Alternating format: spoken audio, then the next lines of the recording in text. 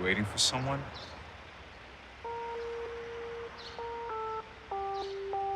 Boy, what did you think of this piece? This is very minimal. There is, what, maybe 3, 4 sentences in the entire film?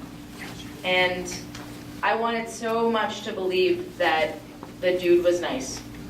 But I wanted to believe that. I was sorely let down. Sometimes things are hard to watch, but it doesn't mean they're not stories worth telling.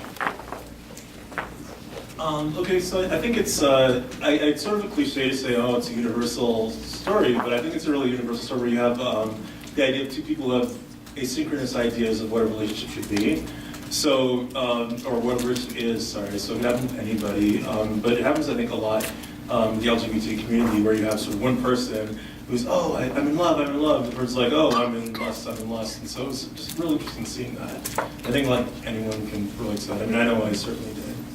Also, like, they looked different in age. That whole, like, handing beer, and I'm like, whoa, are you old enough to drink? And like just going off that, the absence of words itself, I think in that really exemplified that how hard it is to tell in relationships, or if, like you were saying before, you wanted that person to be that great person, but because of that lack of communication, you don't know until you actually do, and that's realized.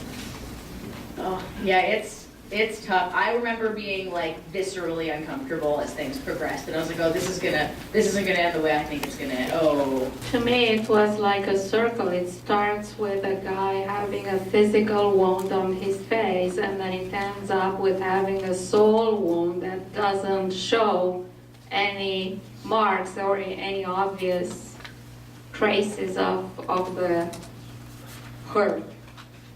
So I think it comes full circle. It's a brilliant comment. And I don't know about the gay people, but it probably happens everywhere. Yeah, heartbreak is not exclusive to any specific group of people, for sure. I just thought this was a really strong film, stronger than the last one. Beautiful.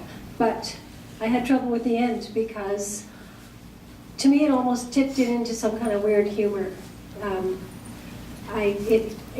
It was abrupt, you know, and yeah, I guess it was a strong ending, but for me, it left it too ambiguous and almost comedic, I guess, I would say, which was jarring and kind of like, what? That's how I felt about that. I got a reading that he was like, this guy's a jerk to everyone.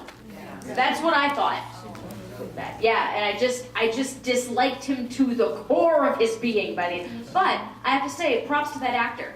Because if you make me hate you in that short a time, you're a good actor.